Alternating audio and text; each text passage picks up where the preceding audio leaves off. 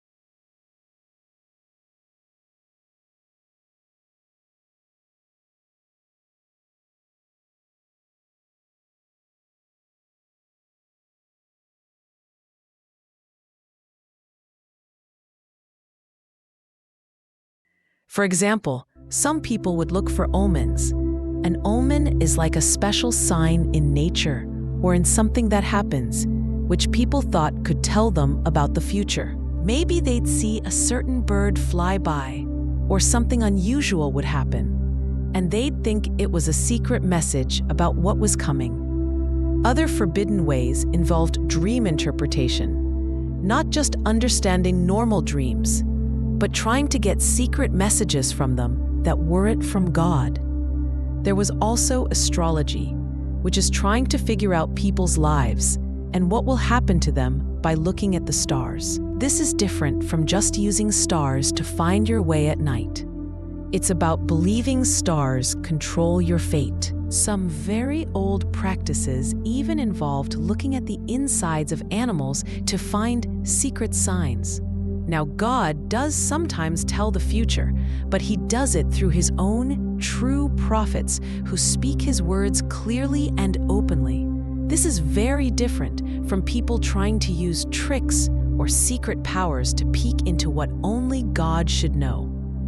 Why did God forbid these things so strongly? It was because trying to get knowledge or power from these other places showed that His people weren't fully trusting Him.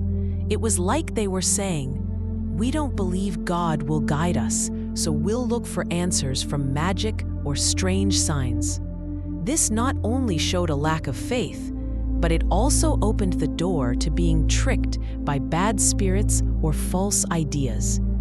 God wanted His people to rely only on Him for everything, including knowing His plan for their lives. These forbidden ways were popular in the lands around Israel, but God wanted His people to be different and to truly lean on Him alone. Imagine if carrying a lucky charm or even saying a special rhyming verse to make something happen was considered dark and forbidden magic by God in the Bible. What if it meant you were trying to control things without Him, or using power from somewhere else besides God? This might sound like a surprising secret, but the Bible warns against even these kinds of practices, showing just how careful God wanted his people to be about where they got their power and help. We'll find out why these seemingly simple things were so dangerous. The Bible also talks very clearly about charms, spells, and sorcery. These are about trying to make things happen or trying to control people or events by using hidden powers that are not from God. It's like trying to play God yourself or getting power from other spirits or secret forces. For example, people in old times often wore charms or amulets. These were special objects, like a certain stone or a little carved figure, that they believed would bring them good luck, keep them safe from harm, or make them strong. They thought the object itself had power, instead of believing that only God could protect and bless them. Then there were spells. These were special words, often rhyming or chanted over and over, or secret actions that people believed could force things to happen. Maybe a spell to make someone fall in love, or a spell to make a crop grow, or a spell to hurt an enemy. It was about trying to use unseen power to change the world. Sometimes people would even make potions, which were special drinks mixed with secret ingredients, believing they had magical powers to heal, curse, or change feelings. Why were these things forbidden? It was because God wanted his people to rely only on him. Using charms, spells, or potions meant you were trying to get power or help from sources other than God. It was like saying, I don't trust God's plan, so I'll try to force my own way using other powers. This was seen as a huge act of disloyalty to God, and it could open people up to bad spirits or being tricked. Some people might think these are just silly old beliefs, like playing pretend, but others believe that these warnings are very real and timeless, telling us that we should never try to get power or control from anywhere but God. These practices were very common in the cultures all around God's people, and they were often tied to worshiping false gods and spirits. God wanted his people to be completely different, trusting only in his true power and goodness. Imagine if the biggest, most powerful places the Bible often called evil, like ancient Egypt and Babylon, were also the biggest centers for all the forbidden magic we've been talking about. It's almost like magic was a huge part of what made them bad in God's eyes, a secret connection people often miss. This surprising truth shows us how magic was tied to turning away from God. We'll explore how this deep connection played out. To really understand why God hated magic so much, we need to look at the powerful countries around God's people. Two of the most famous and mighty were ancient Egypt and Babylon. These places were like the biggest cities in the world back then, and they were also super famous for their magic. In Egypt, Pharaoh the king had his own wise men and magicians. Remember the story of Moses? Pharaoh's magicians tried to do magic tricks like Moses, turning sticks into snakes. The Egyptians believed in many gods, and they used all sorts of spells, charms, and special rituals to try and get help from these gods, or to protect themselves, or even to help people after they died, like with mummies. Magic was everywhere in their daily lives and their religion. Then there was Babylon. This mighty city was known for its super smart people who studied the stars. But they didn't just study stars to know directions. They practiced astrology, trying to tell the future and understand people's lives by looking at the stars. They also had many wise men, sorcerers, and people who claimed to tell fortunes for the kings. Their whole way of life was mixed up with talking to many different gods and using magic to try and get power or answers. They even used special ways to read omens. like looking at animal livers to decide big things for the kingdom. God kept telling his people, Israel, to stay far away from all these practices. Why? Because these types of magic were deeply connected to worshiping false gods and evil spirits. It was like saying, if you use their magic, you're also agreeing with their gods. God wanted his people to be special and different. He wanted them to trust only in him, not in the tricks or powers of other nations. This contrast showed the world that there was only one true God, and he didn't need magic to be powerful. Some thinkers say these empires were condemned mostly for their cruelty and pride, while others emphasize that their magic and idol worship were just as big a reason for God's anger. Imagine if some people in the Bible, who claim to speak for God or tell the future through dreams, were actually using forbidden magic or just telling lies. What if God warned his people to be very, very careful about them, because they could lead them down a wrong path? This might surprise you, because we often think prophets are always good and true. We'll explore this tricky secret and why God was so worried about it. The Bible makes a very clear difference between a true prophet from God and a false prophet. A true prophet speaks only what God tells them. Their words always come true, and they always tell people to love and obey God. But a false prophet is different. They might say they are speaking for God, but they are really speaking from their own minds or even from evil spirits. They might use some of the forbidden magic we've already talked about to make their messages seem real, like using omens or charms. God gave his people very strong warnings about these false prophets. In the book of Deuteronomy, God said that if someone claims to be a prophet and tells you to worship other gods, or if their predictions don't come true, then they are a false prophet. You should not listen to them. It was a clear test. This also includes dream diviners. These weren't people who simply had a dream from God, like Joseph or Daniel in the Bible, who truly had dreams from God and interpreted them with God's help.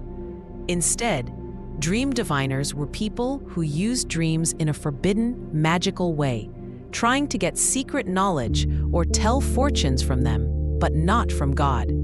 They might make up dreams or trick people with fake meanings. Why were these people so dangerous?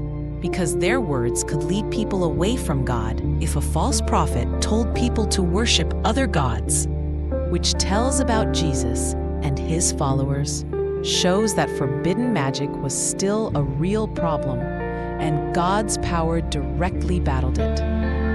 We'll explore how this happened.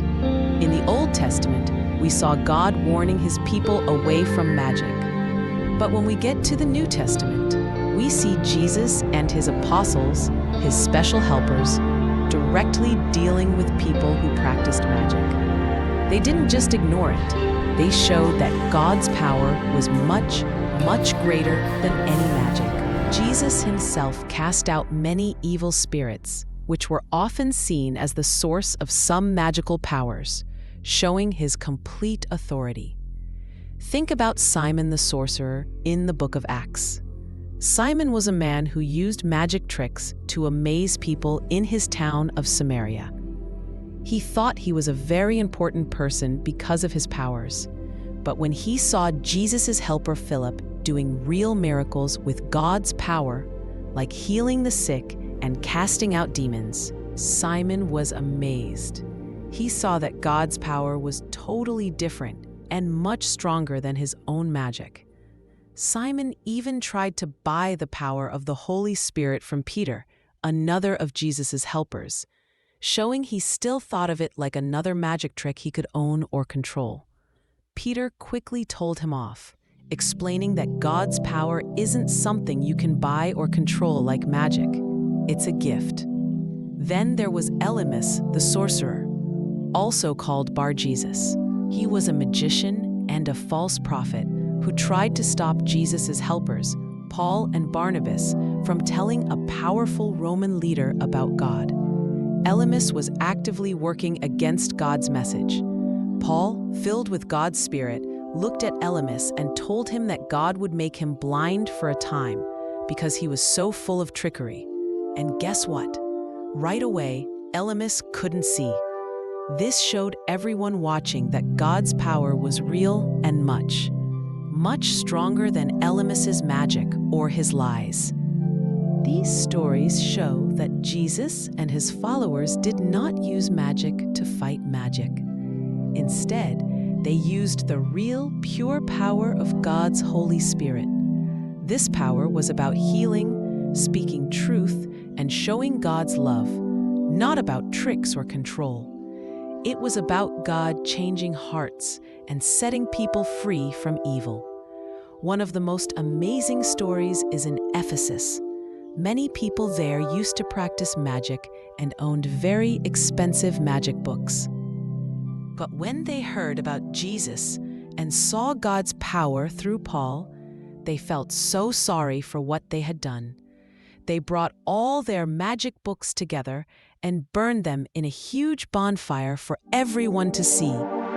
It was a big change, showing they completely turned away from forbidden arts and gave their loyalty fully to God.